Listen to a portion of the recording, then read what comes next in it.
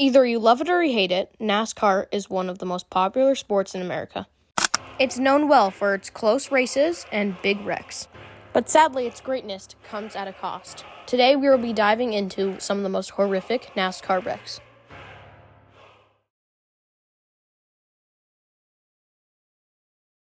Final corner at Daytona. Who's going to get here first? Regan Smith, 7. Keselowski, 22. Stewart, 33. And contact! Smith turned around. Tommy Stewart is going to win this race. And a terrible crash coming to the finish. This is a big wreck. Kyle Larson's car with the front end severely torn off.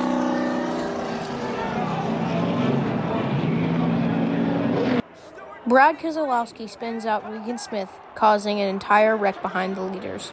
You can see Kyle Larson get flung into the wall after he makes contact with another racer. The entire front of his car was torn off. Luckily, he walked away uninjured.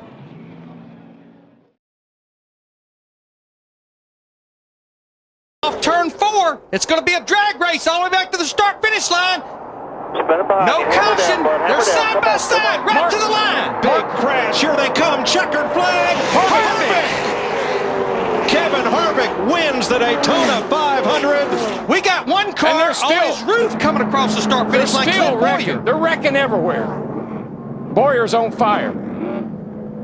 Jeff Gordon's wrecked. And they are still wrecking. Montoya, Stremme, Kenseth, Biffle, Marlin, Carl Edwards, Casey Mears, all crashed on the final lap.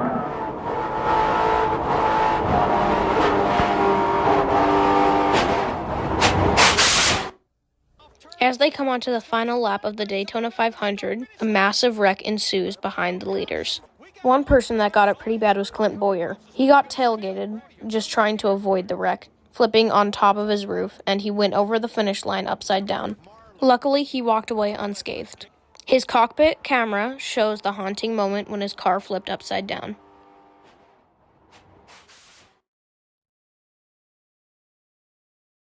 Cloud from under this car as it hits.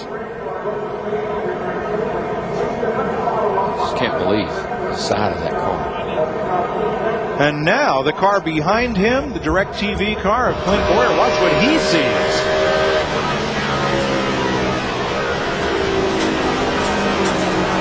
That would be the same thing I'm sure his windshield ended up looking like. And the car's in front of him. Jeff Gordon's brakes will malfunction, sending him straight into the wall. His car was severely damaged after the race, but luckily, he walked away without any major injuries.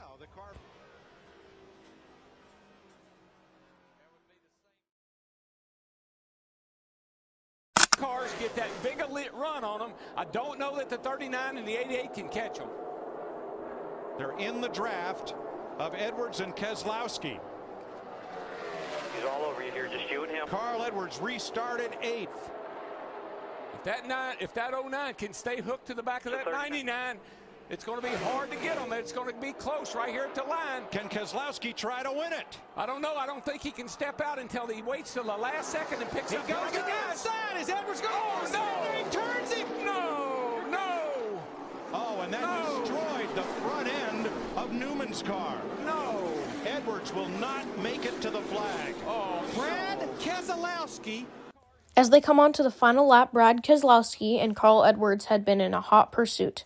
They crossed paths, leading to Brad Keselowski clipping Carl Edwards, sending him airborne into the wall.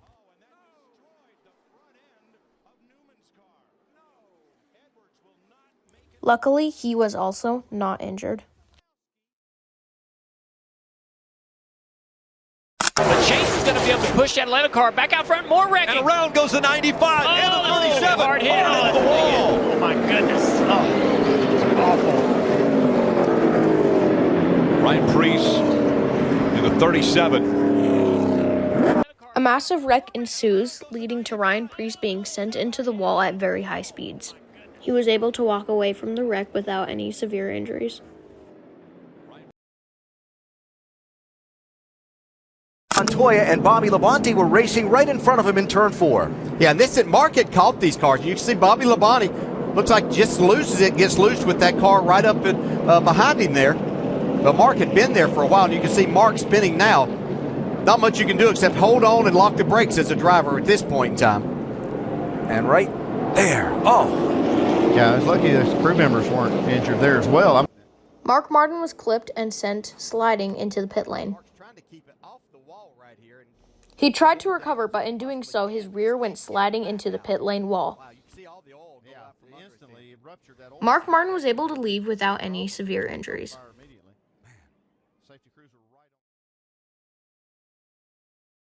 Earnhardt apparently is running out of gas in the turn. He shuffled way back.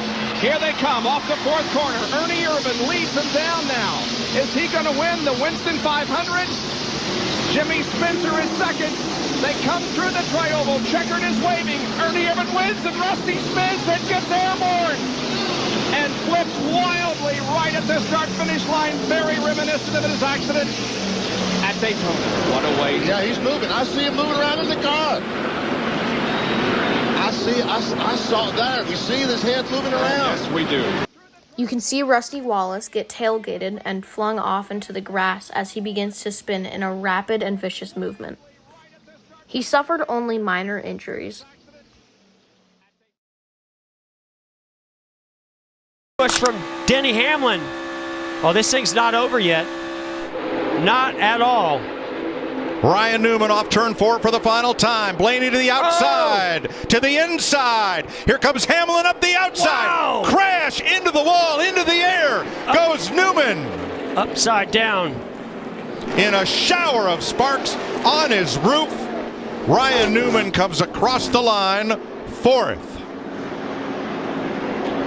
And comes to rest. Newman was spun by Ryan Blaney, sending him straight into the wall. Another car would hit him as he was flying through the air. Newman suffered a bruised brain. He would continue racing not too long later. Now, again, right, another truck is going to come along and hit him. Here, watch and listen.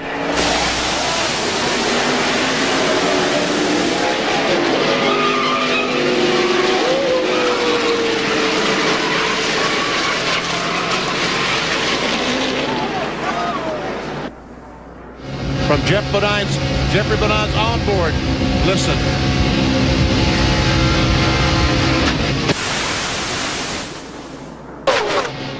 One more angle. Then the Namath, the green car goes down. He and Kurt Busch go up and they touch the 46 of Rob Morgan and get the outside retaining ball. Goes Jeffrey Bodine. The truck comes totally apart. You'll see the motor flying off there on the left upper portion of your screen. It ended up about 300 feet further down the track. One more view. Look how high he got. Bodine was seemingly rocketed into the catch fencing, spinning over and over again. He fractured his cheekbone, his wrist, and his vertebrae. Thank you for watching, and please consider subscribing and have a great day. Goodbye.